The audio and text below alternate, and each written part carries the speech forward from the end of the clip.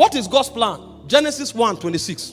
It said, and God said, every time I read this scripture, I've read this scripture too many times. It humbles me at the majesty of God. It humbles me. You know, when I read this scripture, it looks to me like a studio of some sort where creation takes place. You know, one of the offices of God is as creator. Only God sits there. No matter how powerful, no matter how wise you are, at best you can be an inventor or a former. That means you need raw material to produce. The only one who doesn't depend on any raw material to produce anything is God. He's the only one who occupies that office. He can bring something out of nothing. It's one of the offices of God. God is also the only life giver. The only one who can give life is God. Only God. So when you see species replicating, the origin of that life that is introduced to create that species comes from only one being. He's called God. Only him sits there.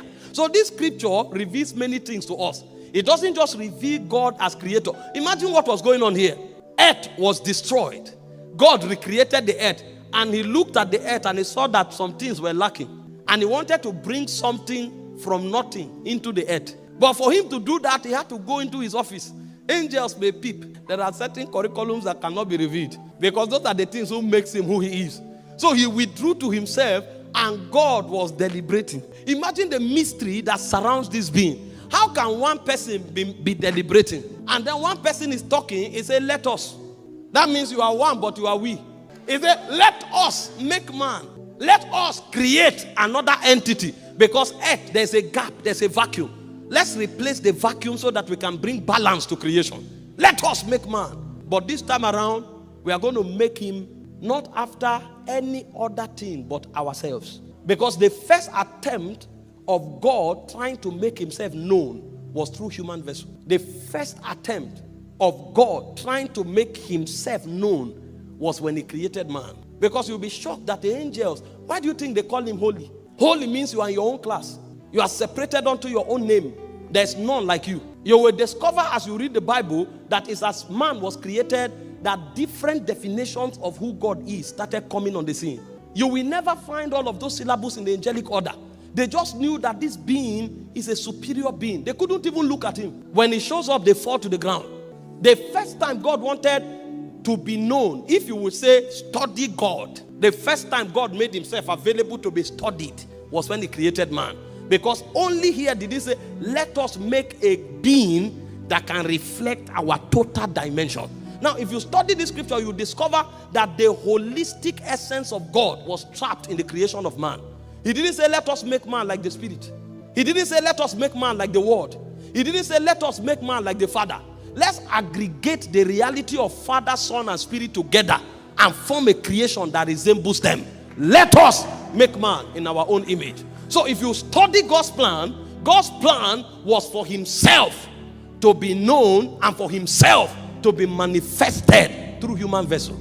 So anybody who calls himself a man, who does not reveal God, does not know the meaning of a man. Because the reason man was created was to host God and to reveal God. Let us make man in our own image, after our likeness. And by revealing our image and likeness, he said they will have dominion. So dominion is a byproduct of the image and the likeness of God. If you are of the image and the likeness of God, if you are able to host God and manifest God, you will be a creature of dominion, because that is who man is. If you study Psalm 8 verse 4, it looks as if there was a deliberation in the spirit realm, and the psalmist asked the question. He didn't say who is man, he said what is man that thou art mindful of him. And when I teach this, I say it humorously. In the angelic order, it is high rank to stand in God's presence. When Gabriel showed up and was talking to Zechariah, a fallen man who was no longer a prince in Zion, he told him, I am Gabriel. I stand in the presence of God. If you go to the heavens, not every angel is able to approach the presence. It's a secluded place. In fact, the higher your rank in the spirit, the closer you are to the presence. The closer you are to the throne room. Because it's a matter of rank for the angelic entities. But the angels were wondering why we are struggling to come before you. Who is that being that you hid in the garden that you are living here to go to?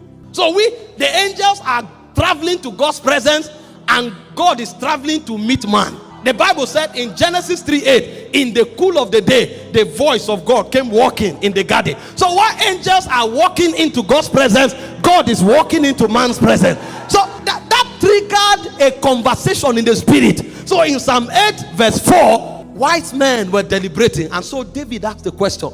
He said, what is man that thou art mindful of him, and the Son of Man that thou did visit him? Everybody's goal is to visit you. Why are you visiting man? What is this being? You see, we have not discovered who we are in God. And that's why I told you one of the purpose of the gospel is to help you find yourself in God. You think what they told you on your job is who you are. Your boss looks at you and says you are good for nothing, and then you are crying. Not a man who knows who he is. Me cry because you say I'm good for nothing. You don't know me. If you know me, you'll be honored to relate with me. They look at you and they say you are fired, and then some people go to commit suicide. I've lost my job. They fired me. You can't fire some of us. If you write a sack letter, you have lost someone. And if you think it's a joke, watch in 3 months. Watch in 6 months. I will become bigger than that company. I'm trying to tell you who we are. Somebody looks at you and says, I'm no longer interested in you. This relationship is over. And then you go into depression. Me, go into depression? How can I go into depression? You just lost a gem.